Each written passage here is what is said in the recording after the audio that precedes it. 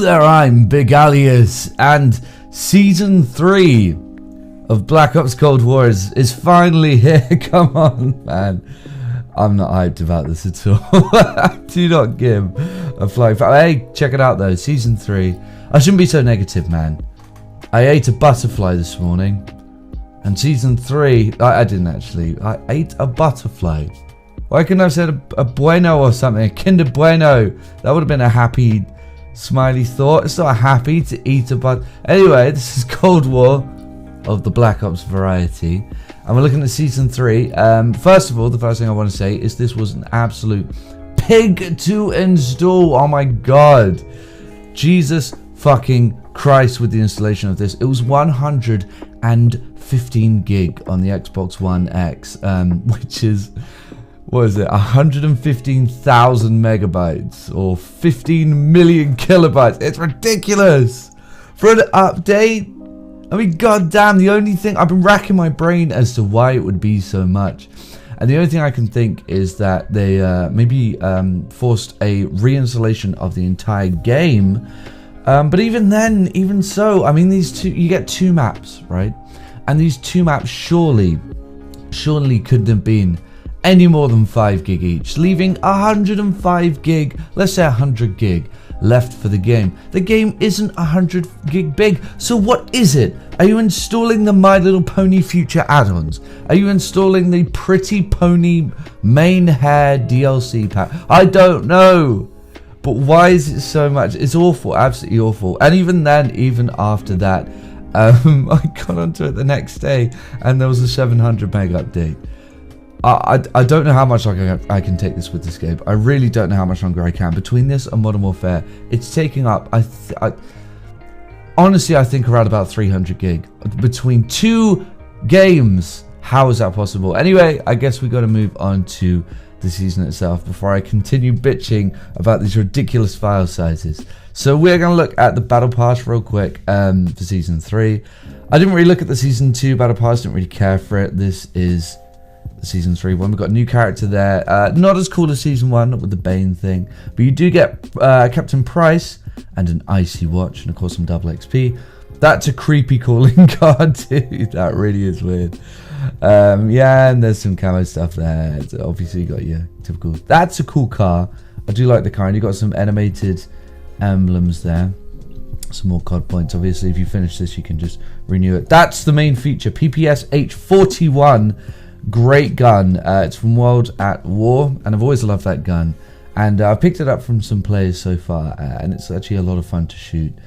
So I'm glad they brought that back, because it is a great filling weapon, that one. The vibration on that weapon is really cool. So some more double XP characters you just do not care about. Nice animated calling card, more akin to Halloween. I don't understand why they've gone with the icy theme for this, but the jungle theme for January to April. I really don't understand that. It doesn't really make sense. Why wouldn't you do it the other way around? Some fairly cool camos there. There's reticles, and I mean, it just doesn't excite me, man. That's a pretty cool calling card. That's a fairly cool character. Yeah, no, but none of this excites me though. I mean, Season 1 had a lot of cool stuff, and I did have a great time working through the Battle Pass with that, but I just feel as though, man, it might just be because I'm not very excited about Cold War, and I've actually gone back to Modern Warfare, that it's just, I don't look at it looking forward to getting any of this stuff, you know. Whether I do it or not, I don't know. That's a very cool calling card though. That is awesome. Yeah, I would definitely have that if I get this far into the, whatchamacallit, the Battle Pass. I think I can hear some music. Oh no, that's from sorry, that's from the video itself. That is a cool looking weapon skin. That's cool, calling card. I'm serious. It'd be so quiet with this thing. Usually I talk through looking through the various battle passes that I look through, but none of this is very exciting. I saw that camo earlier. They're repeating camos. That's a cool ass looking gun though. I like the wrapping around the bot. Oh wow. Wow, that was hot. Like Deadpool with the shushing, man. Why are you shushing me in the middle of a battlefield? Animated skins. I haven't got an animated skin yet, so that's fairly cool. The characters really don't excite me very much in this one, but yeah, and a fairly cool. I like the glass breaking on the emblem there. That is actually quite cool, but I don't think I'll change mine, even if I unlock that. So that's the battle pass for season 3. So let's talk about the maps, the more interesting part of this. So we have 2 maps. One of them is shit. Yamahacha or something. I'm not entirely sure what to call it. I can't pronounce that. Cool map.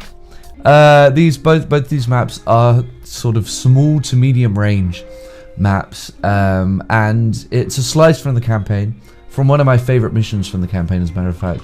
It's the one where you revisit that satellite base, and yeah, it is a slice from the campaign, but it is a very cool one. It's your typical 3-lane map, unfortunately.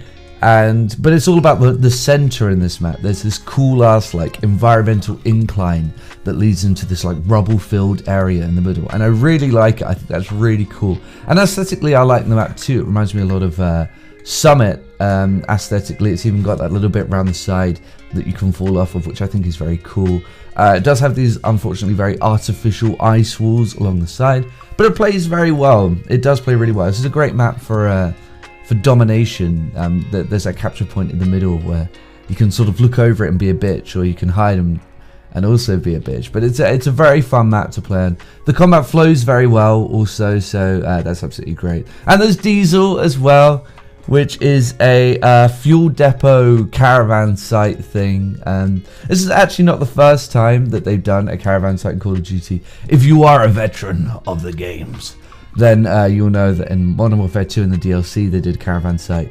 Now I actually prefer this, and I never thought I'd say this, so you know, really hold on to your seats here, hold on to your butts.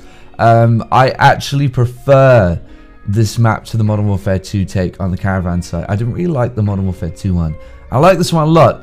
Aesthetically, it's absolutely fan-fucking-tastic. I love the aesthetic of a trailer park. I don't know what it is, man. I just think it's so cool.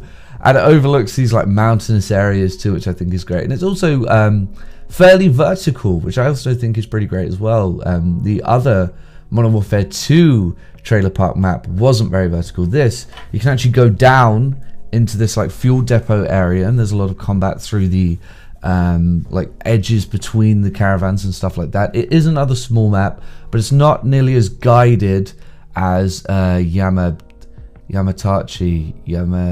Is that a TV brand? But it's a cool map. Mostly, I think what I like most about it is the environmental stuff, but it does play well as well, and it has a good flow to it.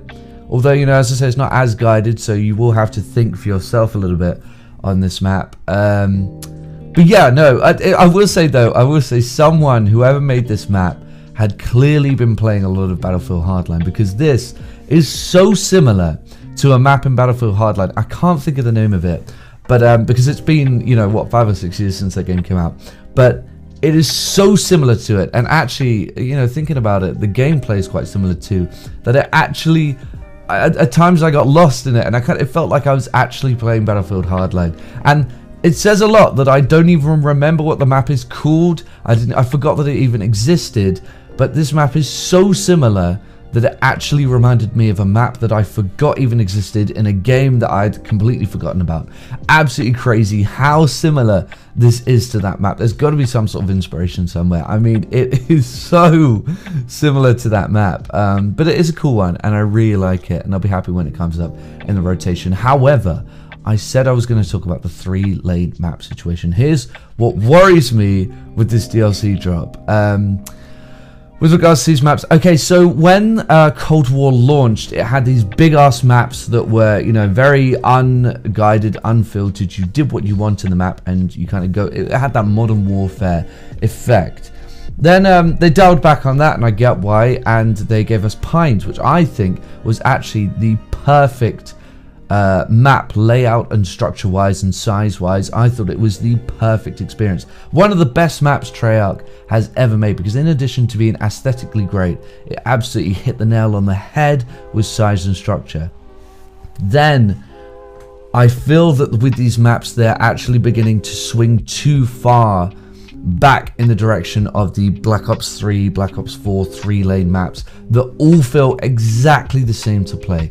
And that's what worries me, because I was playing this, yeah, I really felt as though I was playing a map on, you know, Black Ops 3 or Black Ops 4. When I saw those ice walls, I saw a Black Ops 3 map. I really did. And that's what's worrying me. I'm worried that they're going to be swinging back in that direction, and all of the future content that we get from Treyarch, going to be these horrible 3-lane maps again, man. I already feel familiar playing that map. I already feel as though I've kind of seen this before, which is a sensation I didn't get with the other maps. So that does worry me. I mean, don't get me wrong, they are great maps, but it worries me with the direction that they're heading in. And of course, yeah, there is the Warzone change. I really do apologize if you clicked on this for Warzone feedback, because man, I do not care about Warzone. As a matter of fact, I don't even know if this is going to be Warzone gameplay that you're looking at right now. What happened was a nuke went off, and then it's gone back in time for some reason. There's no real reason why. And now it's in 1984. And it's exactly the same map a year and a half in, which of course is disappointing even to me. Someone who doesn't even play Warzone, I'm disappointed that they didn't do something more interesting with it. So you have the same map, but with an older sort of looking aesthetic to it, which is actually, I don't really like that. For me, Modern Warfare, Warzone rather, was the more sort of grounded, realistic battle royale game that actually made you feel as though you know, you're going out there and you are experiencing a real war zone. I like past shooters, but I do feel as though that immersion might be lost a little bit, knowing that this is set in the past. But you know, it is what it is. I'm sure a lot of people will like it, but to me it's just completely underwhelming. But you know, so that's the Season 3 drop for Black Ops Cold War. Didn't really shake things up too much, didn't blow me away. Certainly wasn't worth the 115 fucking gig download. But we'll see how it goes. I'll probably end up going back onto Modern Warfare after this, because this just hasn't grabbed me enough to invest much into this. Yeah, I'll probably go back to Modern Warfare. But you know, let me know what you think if you want to in the comment section below. And I will see everyone later.